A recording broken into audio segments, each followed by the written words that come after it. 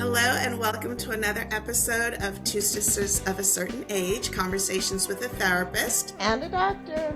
I'm your co-host, Judy Grant, licensed marriage and family therapist. And I'm your co-host, Dr. Sophia Grant, board-certified pediatrician and board-certified child abuse pediatrician.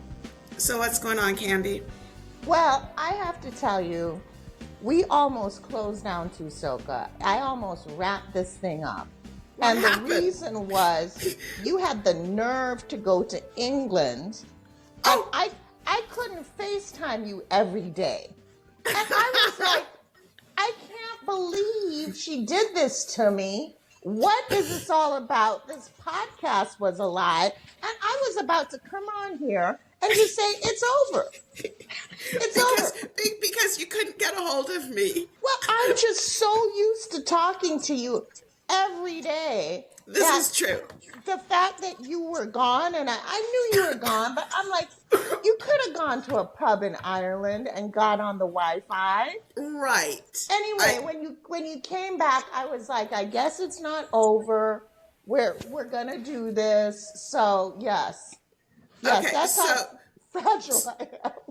But I get it, because you and I talk 2 and 3 times a day. That is not unheard of. But now, so the tables have turned, because you're about to go to Brazil. Yeah, that's and true. I have to mentally gear myself up for the fact that I'm not going to be talking to my sister for a week. Yeah. I don't know how you're going to work through the pain. Yeah, I don't know. Together the pieces. I don't know, but Tusoka prevails. Yes. And we are here in our 6th season. This is season 6 of Tusoka. Yeah, that's huge. Crazy. Yeah. So, first of all, this year, 2026, is the year I turn 60, which is huge for me. I plan on doing a lot of travel. And then some of my friends have started to talk about retirement. And I know doctors don't retire. We usually don't. And then I started to think about my friend Jill Holmes, who is our guest. And about 10 years ago, Jill packed up everything and moved. And I was like, what's she doing? Is she, how's she going to work? What's she going to do? And Jill moved from California to Colorado. Now, the thing is, Jill is a badass because she has a long career at VH1. And I just opened up the IMDb. And she went from coordinating producer in 1995 of Storm Chasers to executive producer at The Surreal Life. And then she had a bunch of shows, I Love New York, My Fair Brady, Glam Rock with Vivica Fox. And she was like one of the mavericks of unscripted television. Started in the early 2000s, and then she just packed it up and then moved her life to Colorado with her family. And I am thrilled to have her on, and we go way back. So hello, Jill. I don't want to talk anymore, but thank you so much for being our guest. Hi, Jill. Oh, thank you. Hi, thank you so much. It's so good to see you guys. It's a pleasure to see you. So, as I was preparing for this, you go back to how long you've known people. And yes, we met in high school. I saw Jill because my brothers ran track. She was running track before you came to drama. When did you come to high school? Was it sophomore year? 10th. Yes. Okay. And then did you join drama in junior year? What was the deal? Yeah. Okay. Excuse me. Yeah. I ran track my sophomore year, and then I wanted to do drama, and they were both after school, the last periods. And so I had to pick one. So I decided to switch to drama. Right. And then Jill was very well known in the drama department. And I also was thinking of when my eldest turned 2, I had Jill. I had a party for Haley, and Jill gave Haley a brown doll that had the zippers and the buttons and the hook. One of those practice things. And it was the first time that I got a doll with my kids' color rep. And I was like, when I got it, I was like, I guess we're doing that now. Because I was so used to the white Barbie dolls that you were the first person to come. I kind of knew it was out there, but to be personally affected. And I was thinking of how thoughtful that was. That and you were the first person to give my child a doll that represented her. And it didn't seem like a big deal to you, but it was a big deal to me. And so 27 years later, I'm saying thank you for that. Yeah. Oh, thank you. Yeah. I didn't even remember that. So Yeah. that's a Yeah. great story. I do remember Yeah. the party. I hmm remember driving out there and seeing Yeah. everybody. Yeah. Yeah. And your Yeah. son Ben was a baby. Yep. Ben's what, 27? Yep. And then Yep. Sam is what, 30? Yes. And then It's Wow. Miss Olivia is how she's old? 19. She's Okay. 19. Yep. Okay. All right. So, Jill, what made you like? I mean, this was a huge career, and to last that long in Hollywood is a huge deal. Can you talk a little bit about that and talk about what made you decide to just pack it up? Yeah. So Mm-hmm. um I I was one of those kids that was raised in front of a TV, so I always wanted to work in the entertainment industry. Mm-hmm. So I started as a PA on my sister Sam, and then I got a job working for Roger Corman and did a bunch of B movies. And then at that point, you work hard enough; it's just kind of who you know, and each job leads, to the next. But I was at VH1 for 19 years, and I absolutely loved it. I had so much fun there. Mm-hmm. Um, but there was it was changing and new bosses were coming in and they were reinventing it, and I was starting to get really burnt out. Mm-hmm. And I didn't realize it at the time, but having three kids, working full time, um, Carson, my husband, was like traveling for work every week, so it was literally me at home during the week. Right. And I just I just hit the wall. I got to a point where I just didn't care about anything anymore, and I lost the Mm-hmm. joy that I had in work. Wow. And I think that came through. So when I left, it was time. Mm-hmm. And then I thought, okay, I'm going to take time off. This is the fun part. Now I get to play. What am I going to do with myself? And my sisters and I were all talking because our parents were getting older and they were Right. living in Colorado. And my sister was moving, had been there near them, and her wife got a job in Austin. So they were going to move away and no one was going to be here. And they're like, who can come? And I was ready to leave. We were never going to leave LA until Ben graduated high school, Uh-huh. just because I was co parenting Ben and Sam Mm-hmm. and didn't want to, we weren't going to move away. My ex and I weren't going to move apart from each Mm-hmm. other. But then once he graduated high school, I left VH1, and then that's when we decided to move to Colorado to be closer to my parents. Okay. And it was a culture shock. I mean, Yeah. I was nervous about it. Carson Mm-hmm. kind of had to talk me into it, but then once I got here and got used to it, um, I don't know, I just eased right into it. And we've been here Mm-hmm. 10 years now and I love it. And I, kind of had to redefine myself and figure out what I wanted to do. So I tried a lot of different things. I volunteered a lot. I volunteered at a therapeutic riding center. So I got back into horses again, which I did Mm-hmm. as a kid when I lived in Michigan. So it was really fun to ride horses and work with special needs kids that were using horse therapy and Right. riding horse therapy. And so I was like a sidewalker holding the kids on the horse and making sure they were safe. So it was really fun. I did that for a while. And then I was talking to my father in law, and he was telling me in retirement he joined a board. I said, oh, I've never been on a board. I want to be on a board. Mm-hmm. And so I met some people here and they invited me to join a board for Safe Shelter of St. Vrain Valley. It's a domestic violence shelter here Mm-hmm. in Longmont. And so I've been on the board since 2019 and I love it. I'm the president of the board right now and it's been really rewarding. And so it's kind of helped Wow. me make a whole new connection of people and do a lot of new things. Right. Wow. So what You know, does Carson do that he was able to move from California to Colorado? He's a software development Okay. expert, so Okay. he's got consulting, but most of his work is remote, especially after mm-hmm, COVID. He Right. hasn't had to travel for work at all, really.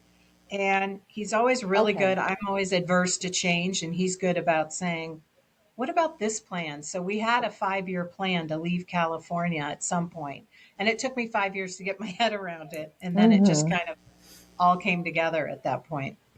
mm-hmm.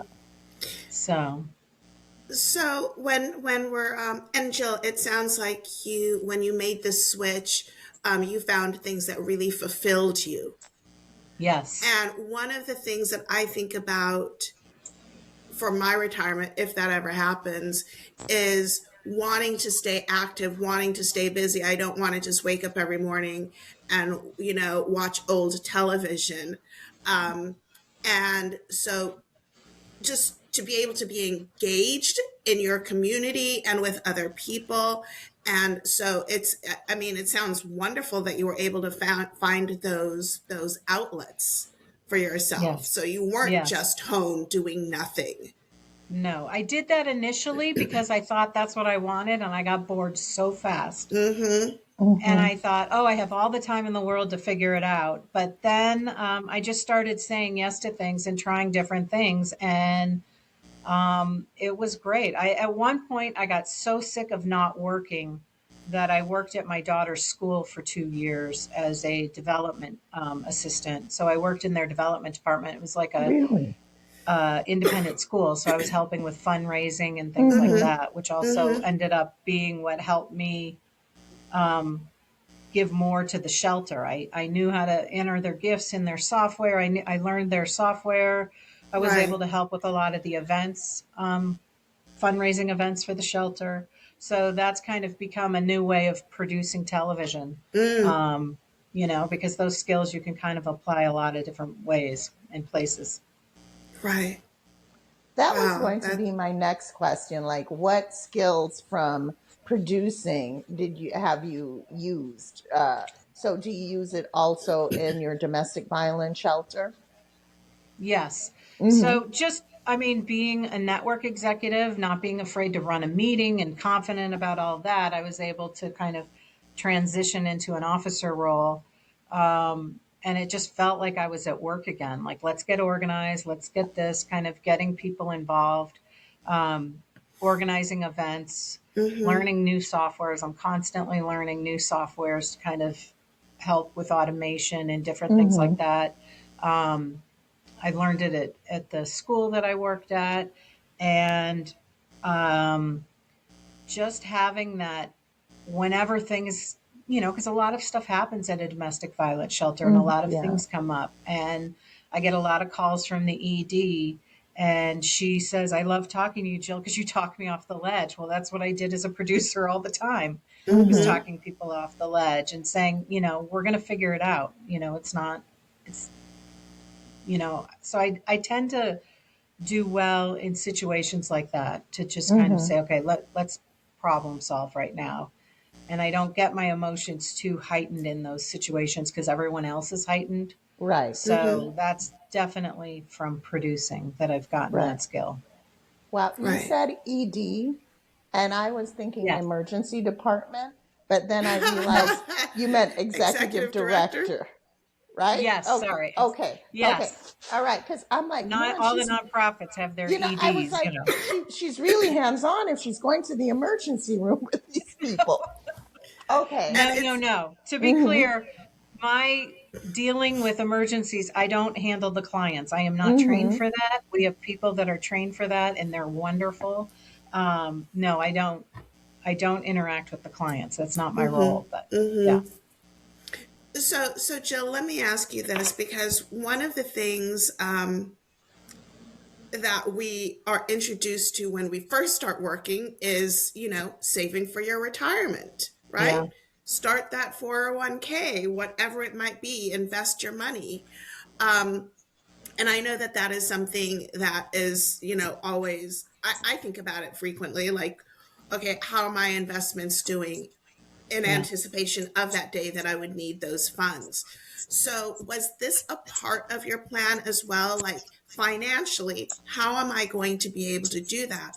And were there any steps that you took that you could share with our audience as to maybe something that they should consider as they're planning for their retirement? I don't think I had. I'm not. To be totally honest, in my personal life, I'm not a great planner, and that's why I do give my husband credit for that, because he's much better at planning these things. I can go make money, and so I would do that, but I would not. I was not good at planning it. I will say that we were able to kind of downsize a lot when we moved here. I mean, life in Colorado is just way more affordable than Los Angeles. Right. So that made a huge difference. I had when I left VH1, I had a first look deal. So for a year, I had work. And that helped me kind of transition to make the move and do all of that, pitching ideas to them. But I didn't sell anything. It wasn't my passion. I was ready to kind of take a break from it all. But I honestly, there are times where I've taken jobs just to have a job, to have the income or to have the insurance. So I would say those are things that people do need to plan for, because you do run out of money. If we all want to live long, we need enough money to live a long time. So I'm not opposed to taking on other jobs now. Like I've done a lot of different things. I joined a boot camp here that was really fun, but there were times where we were kind of strapped. And so I would just clean the boot camp on the weekends so I could have it for free and I didn't have to quit going. So I've definitely yo-yoed in the financial world. I haven't done it as gracefully as others who do plan. So I don't know if I'm the best one to give that kind of advice, but I'm still here and I'm making it work, and it's nice. We're only now, once I hit 59 and a half, it's the first time I actually started dipping into my retirement. So I haven't had to dip into it. I've been trying not to touch it for as long as I can. Okay. Okay. So what I'm hearing from you, it's like, yeah, you can be retired, but also don't be afraid to pick up a little side hustle. Absolutely. Maybe to feed your love of theater or shoes or whatever. Yes. But being able to always kind of jump back in for a short term, long term, just to have a couple extra dollars in your pocket. Yeah. And the other thing that I really learned, especially now as we turn 60, Sophia, you can appreciate this. My life is a lot simpler than it used to be. And I learned to not spend as much as I used to when I was working full time. Your life gets simpler as you get older, and it's not like you're settling. It's just that you don't care about a lot of stuff that you think you need when you're younger, I think that helped a lot too. Is just kind of not spending money on things that I used to, especially living in Longmont, Colorado. My clothes budget, I shop at Marshall's. That's it. I just don't I live need in the stuff that I California used and to I need when still I was shop working. there. Yeah. Right. Now, It's the yeah, best. It's yeah. easier. And it's so funny. Yesterday, I went to South Coast Plaza, and you're walking through the stores, and it's a very high-end mall with Hermes and Louis Vuitton, and I'm walking through the store, and I'm seeing stuff on sale for $470, and I'm like, Right. who has that? Like, I have never been one to pay full price.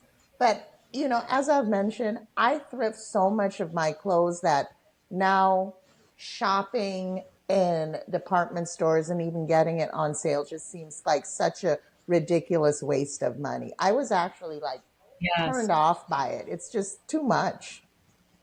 Too That's how much. it gets after a while. It is too much. And I don't Yeah. dress up enough to merit it. So, Right. Right. yeah. Now, Jill, you said you moved to Colorado to help with your parents. Can you Yes. tell us a little bit about that? Yeah. So, my dad and my stepmom live here. My dad retired here after he left Michigan, and he was getting older. My dad passed last November. Um, but I got 8 wonderful years with him being here, and it was the best decision I ever made. Right. Having that time with him and reconnecting with him was really important to me, and I'm so glad I did it. And he's so grateful. When I first called him and said, Dad, I think I might move to Colorado, I don't know. You probably never got to meet my dad because he was Michigan, my parent that Yeah. lived in Yeah. Michigan, but my mom was the one you knew when I was You're growing right. up in California. Um, but my dad just has this loud, just infectious laugh, and he laughs so hard. It's like a lion roaring when my dad really gets chuckling, and he laughs so hard. And I said, No, I'm serious. He's like, I'll believe it when I see it, because he always knew.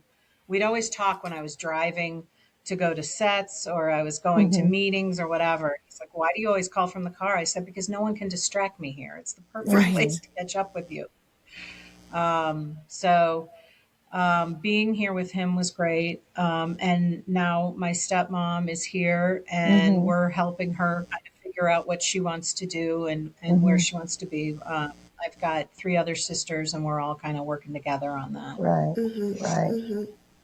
Wow.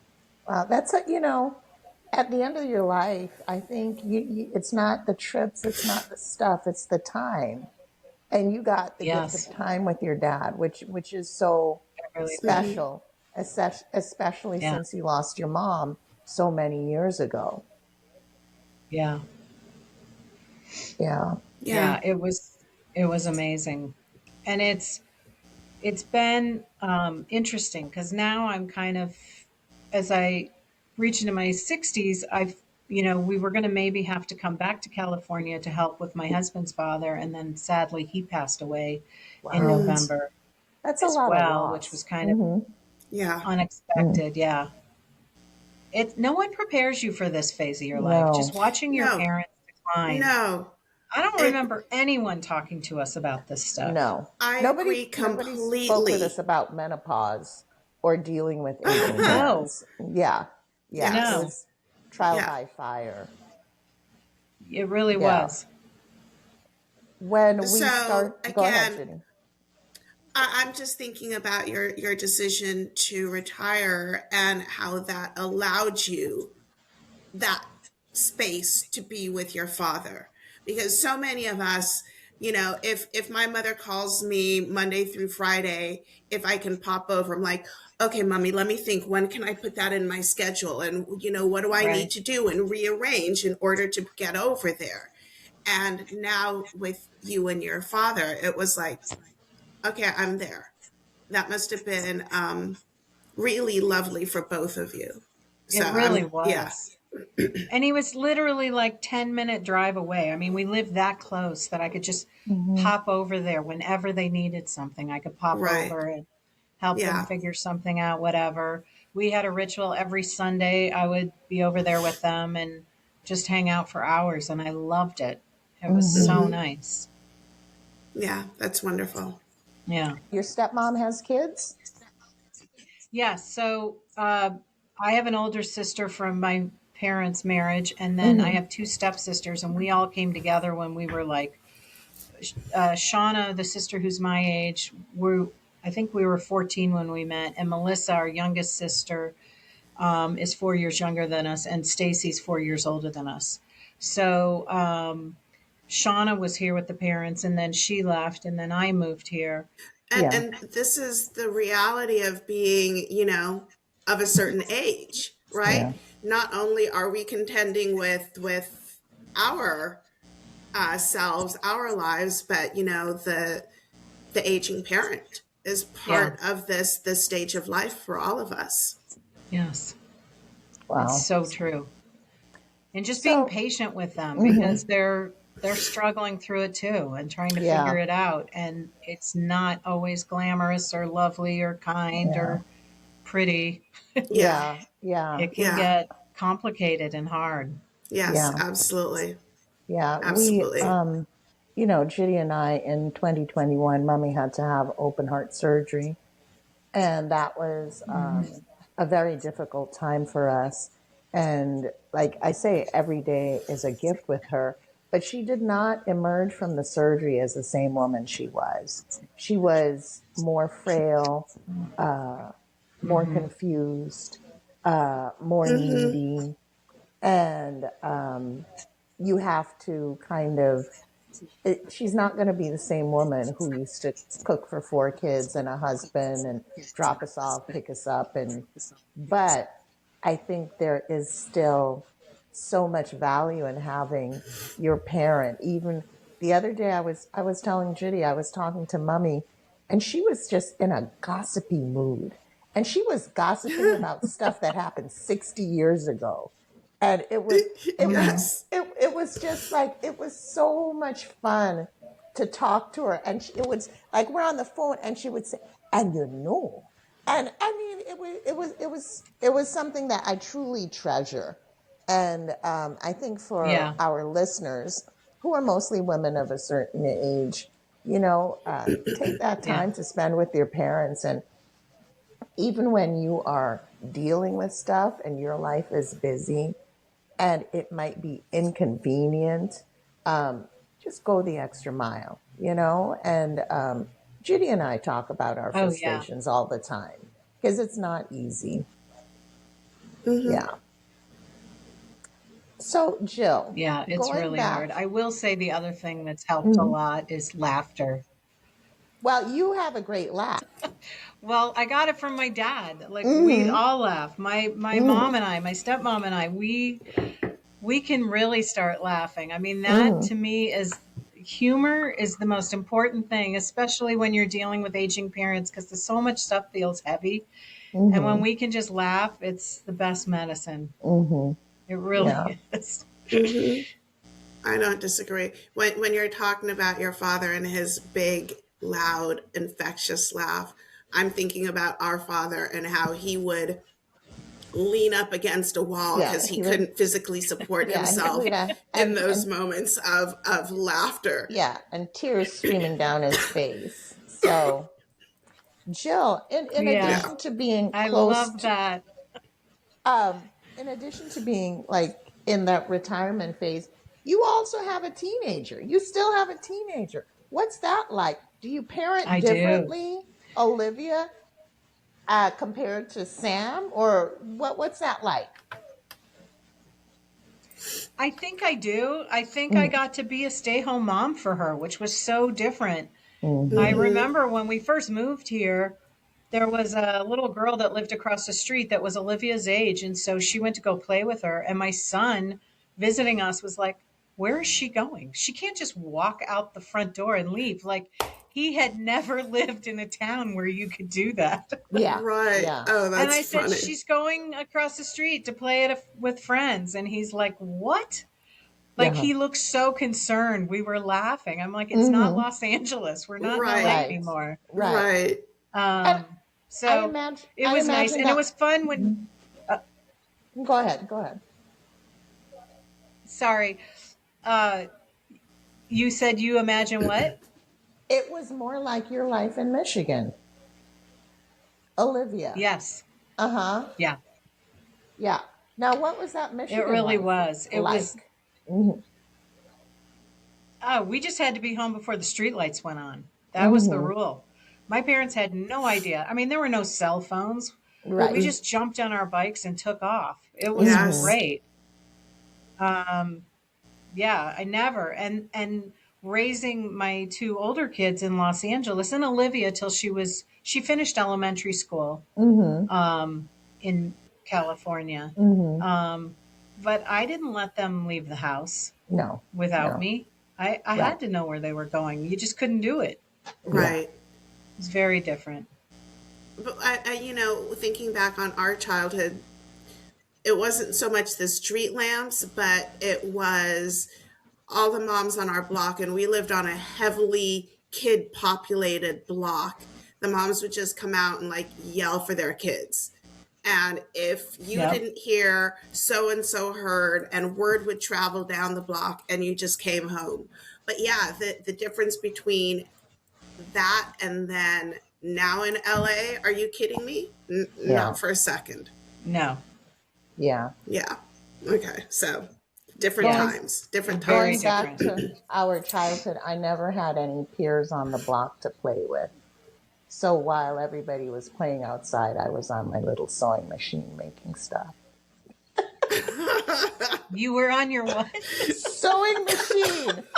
I had a sewing machine. Yes, I'm like making clothes for dolls. And then this one girl who lived Oh my across the God, I street, love that. she was like a year older, and she came over, and I was so excited to have some. And I'm like, look at what I'm doing. And she looked at me like I had horns. I think that was the first time I attempted Oh, that to is play funny. with it was that Judy Right. Foonberg. Yeah. Yeah. And I was like always I knew the exactly odd who you were man talking out. about. But speaking of sewing machines, Jill and I, we really connected in high school when we were in drama and we were on costume crew together. And Yes. Jill you were like the costume mistress for what show? Was it Alice in Wonderland? Fiddler on the Roof. Fiddler on the I Roof. And remember anything that goes. production. Yeah, yeah. And Jill, anything goes too. So, do you think that exposure in high school helped you to be a better producer? Just having all these deadlines, all of these tasks, and being on top of it? Well, it's funny you say that because when I first was sending out my resume out of college, I studied film at Cal, and I thought I have no work experience, but I really want to get in the industry. So I put on there that I did costumes in high school for the school plays. And so when my resume went to Roger Corman, someone in the office didn't put it in the PA folder. They put it in the costume folder. So my first job was I was a wardrobe assistant on a low budget feature. Wow. And it was because of high school that got me that job. Because I would have been in a stack of resumes like this thick of PAs trying to get a job, but there was maybe like 3 resumes for wardrobe assistant. So funny how that's that worked crazy. out. Yeah. Because that high school gig got you. Wow. That's amazing. And my youngest child is a costumer, and she started in high school just like you. She was a costume mistress for 2 years in high school. And now, this is a little shout out, she's costuming a national Coca-Cola commercial. She's the costume lady for that's amazing. Yeah, so I'm really, really Very proud cool. of her with regard to that. So let's circle back to how you parent Olivia different than the first two. I just got to be home with her more. I got involved with the school. The school that I worked at was when she was in middle school. And that's the toughest time for kids, but it was a great school. It was small. It was a school that was K through 8. So the middle school kids got to be the biggest kids there, and they were asked to help the little kids. So I actually loved the school for that because it really didn't put her through that torture of how middle school can be sometimes. Yeah. Right. It's like the school that gets forgotten, the kids that get forgotten. You'll give money to your elementary school, you'll give money to your high school, but the middle school, those kids, and they're tortured because they're going through puberty and all these things are happening to them. So it was nice to be able to be home with her and be active at her school and do different things like that. And then COVID hit. So high school, she was at home. And so that was different too, just parenting her from home. That was hard on her. But it's been great. I mean,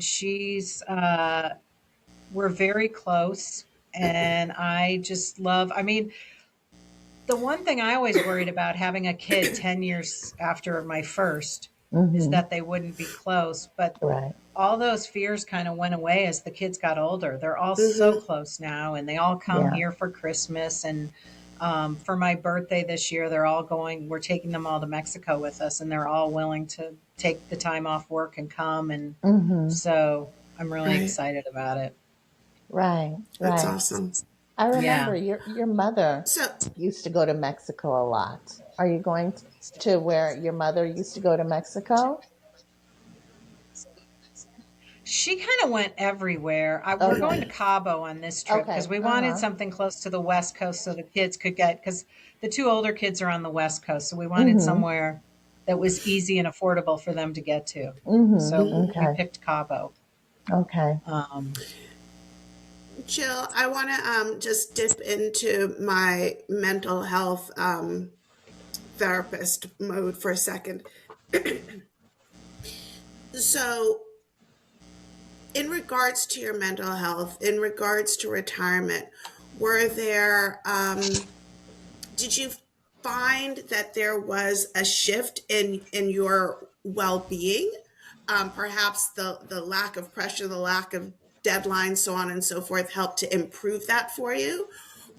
And where is your headspace now in regards to like maintaining your overall well-being? That's a great question, Judy, because I did go through a bit of an identity crisis when I first left. Not having a job like that and having, you know, a profile like that where I had assistants, I had an account, like an expense account and all of these things. It was a little hard on my ego to just kind of be sitting at home and it was like everyone was moving on without me. That takes time for you to kind of reinvent yourself. And the one thing I did want to focus on was health. And so I, felt like my health had not been its best when I was working so hard. So I was able to really kind of focus on that. And that kind of helped me bring back my self-esteem and my confidence. And just volunteering helped and getting small jobs here and there. I'm much more, I don't know, I'm much more in love with myself now than I used to be when I was so hard on myself and constantly worrying if I'm getting my job done, doing my job well. I don't have to answer to people now. And that feels amazing. Any job that I take on, I can only do it for so long because after a while, if I feel like it's a place that because I want to go in and help and change. And if I feel like, Jill, it's not your role. One example, during COVID, I heard that a lot of production people were working remotely. And so I came out to LA and started looking for jobs to see if I could get back into production. And I came home and I had a friend who I'd worked with at Roger Corman call me and said, I'm doing a documentary. I need your help. And I said, okay. And so I was a line producer on it, and I did it all from home during COVID. It was a 6-part documentary that was on Paramount Plus that was about the insurrection on January 6th, and it aired a year after, looking at all the extremism in the country that got uprooted during that time, which we're all seeing again now. Yeah. But it was really fun to work on that and tap back into the skills that I had. But when it came time to give notes on a cut, it was not my job. It wasn't my role. And so it was really hard to watch the cut and not say anything. And the director's like, do you love it? And I'm like, yeah. And I couldn't It's okay. say anything. Yeah, And I'm like, I had it's so many great. notes. But yeah, it was good for me. I mean, anything I do that humbles me, I think is good for me. So I was fine with it. And I loved line producing on that. I had a great time doing it. So Now, can you Okay. explain what And line what do you producing do is? today to Wait, Judy, what's line producing? what line produce? So Oh, as a line producer, I'm building the show budget. I'm hiring crews. I'm doing all the okay. paperwork. It's all the logistics that the Right. producers Okay. do, as opposed to being a creative producer that actually has creative input. Okay. Okay. Um, I mean, some line producers on certain shows may have a history and they get to be more creative, but this wasn't that. So it just was a little different role. I had started in production management, which involves line producing, so I'd done it before. But the bulk of my career, at VH1, I was always giving creative input on all the shows that I oversaw. So it was it was different. So, Jill, thank you for sharing about that. What really speaks to me is that identity crisis, kind of like figuring out, like, well, who am I now?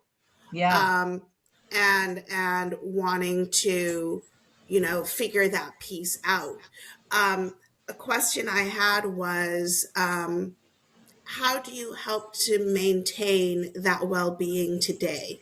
What are there any practices that you have in place in order to ensure that you're in a good space? The one thing I did do during COVID and when the world felt so unsure, now we're kind of living Mm-hmm. in an unstable world all the time now, but meditating Mm. really helped me. And there was I love following colleagues from the entertainment industry to see what they're doing. And there have been a couple different people that I've stayed in touch with that are doing, they left the entertainment industry to do healing types of work, whether it's body work or breath Right, work right. or meditation Mm-hmm, work. mm-hmm, And so it's been fun to stay in touch with them and kind of learn from them as they start these new careers. And so a former producer got me into meditating, and I really found that to quiet my mind and really kind of help me stay mm-hmm. grounded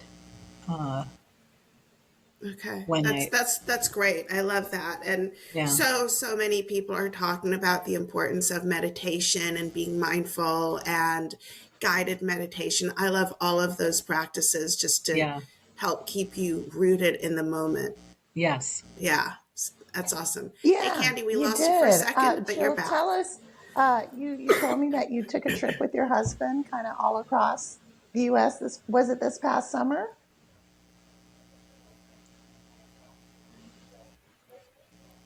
Yes.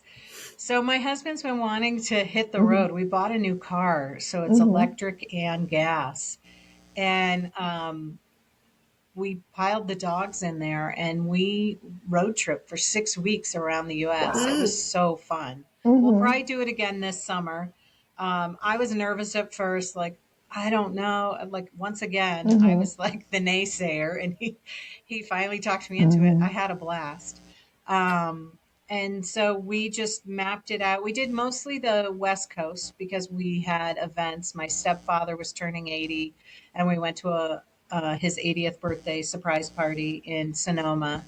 And then we were down in LA and we just kind of hit every Mm-hmm. place that we wanted to hit on the West Coast.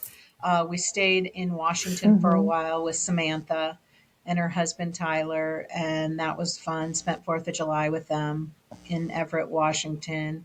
And then we did a lot of hikes and things with the dogs. And Hilton properties are so easy Mm-hmm. to stop at mm, anywhere because Oh, they allow okay. dogs. mm-hmm. So the dogs were so happy to be with us. They are absolutely Mm-hmm. both COVID dogs. So they freak out if we're not with them. But the Right. fact they're very well behaved walking into lobbies of hotels Mm-hmm. because they're used to it now and getting on elevators and things like that. So, um, but it was fun. We'll probably head to Oh, the East wow. Coast That this sounds summer. fabulous. Mm. Do you ever get back to Yeah. Michigan? I do. I have one of my closest friends that I go visit, and my Mm-hmm. one of my sisters is still there. So I do go back to Michigan and see them. And I went there last summer for a bit, or she comes here. But one was it last summer or the summer before we went, and I hadn't been since I was like 4 years old. We drove up to Oh, I Mackinac always want to go Island, to that Mm. and it place. was so. Mm-hmm. Where they It's allow, it's like an beautiful, island where they don't allow any cars, and it's just kind of like this folksy little right? place. It's like a diagnosis murder place, or just like this cute little place. Yes. And yeah, yeah. It is. It's beautiful. And it's you can just rent a bike and Mm-hmm. ride your bike around the whole island in Mm-hmm. like a half hour. It's like a little island. And it's right under the Mackinac Bridge that connects the upper Mm-hmm. peninsula with the lower peninsula. So it's beautiful and scenic and Okay. yeah, we had a great time. So, Mm. Jill, I want to get to your podcast before we wrap up Yes. today. Can you tell us a little bit about what you are doing in that Yeah. regard? Yes. Thank you for asking. Of Um, course. Yeah, so while I've been working at the shelter, we had hired a new development manager there, and she and I, the last 2 years, have been doing non, you know, uh, fundraising events for the shelter, and we realized that we had a really good working relationship, and so she asked me if I would do a podcast with her about finding people who are mission driven. And it would be a platform where we get to put anyone on who's got a mission that's doing good, people that are making change for good. And they're people that normally wouldn't get asked to be on a podcast or are just, living their lives, but are making changes that matter to people. And so we started doing that. We haven't done that many yet. It's very new. Um, Mm-hmm. and we called it Mm-hmm. Two Brave Unicorns. And so you can see it. We have about 3 episodes Yay! up Yay! now. So we're Mm-hmm. Uh-huh. not in our sixth season, which I Mm-hmm. think is so amazing of you guys. But it's Right. it's a lot of fun, and I'm learning, and it's something different, and I love Yeah. meeting new people. So far, Carrie, my partner, has brought on her connections. I haven't tapped into mine yet, but I've met the most fascinating people doing amazing work. So it's a really fun thing. And then out of that, we built a marketing company. She does marketing and I do event planning, and we work together, and we help nonprofits find their mission, help My with their gosh. Mm-hmm. branding, help with That events, is things so like that. cool. I love So it. we're marketing consultants, and it's fun. We started this conversation as like, oh, Jill is retired, but I the know. reality is Yeah. Jill is busy. Yeah. Yeah, you got But I'm stuff doing going Right. on. stuff I love. Right, I'm not answering Right. to anybody else. That's what right. I love about it, is that I do have the luxury to kind of do things that matter and Mm-hmm. make a difference. And if it's not doing that, I don't Mm-hmm. really have interest in it. So that's Mm-hmm. the beauty of retirement. It's not the career that you have to pay all your bills with, but it You is know, fun. Well, I think that is a perfect um, ending for our episode this morning. I just want mm-hmm. to thank you so much for being here and Thank sharing a you. bit about your personal journey into retirement and what active Yes. retirement looks like. Yeah. That's what I'm thinking. You get to live out every day is this active retirement, and it's beautiful to hear. Like you're doing so much for so many, and we Mm-hmm. just really appreciate you being here with us. So thank you Yeah. for Thank joining you. Tusoka. Thank you. Yeah, It's it's so good great to to see see you you. guys.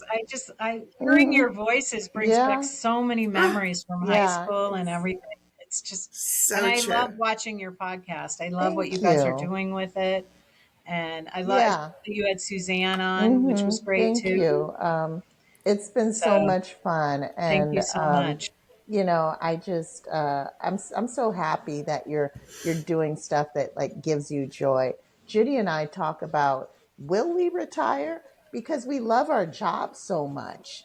Like I can't see myself Yeah. leaving this because it gives me so much satisfaction. So in retirement, it seems like you're satisfied and um, you're being productive and creative, and that's I know you from Yes. that creative side, and it feels so good to go into our 60s with a renewed purpose or maybe a new purpose. Yeah. Yeah. It really Hmm. does. It's great. And, I Mm-hmm. loved what I did for a living, but I love now that I get to kind of Right. plan my own hours and do it on my Hmm. terms. And that's been Sure. absolutely Perfect. amazing. Thank you. Thank you so much. Jill, remind our audience about the name of your podcast. So it's called Two Brave Unicorns. Okay. And it's on all of anywhere you get your podcast. You can Okay. also just view like it us. on YouTube. Yeah. So please check it out, and Yeah. thank you for letting me plug it. Absolutely. And I want one more plug from you, please. Can you just remind us of the name of the DV shelter that you are the president of the board of? Yes. So I'm on the board of the Safe Shelter of St. Vrain Valley, and it's domestic violence shelter here in Longmont, and they do great work. They also have outreach programs and advocates in the courts helping people through legal issues. So right. I think that's a whole other episode that we could tackle for sure. Yeah. For sure. Thank you. Well, thank you so much. Candy, how can we're our on folks YouTube, reach us? Two Soka, Two Sisters of a Certain Age. We're on Instagram, Two Sisters of a Certain Age. And you can reach us, email us, twosokapodcast@gmail.com. Okay. So thank you everybody for joining us for another episode of Two Soka. Until next time. Thank you. Bye. No longer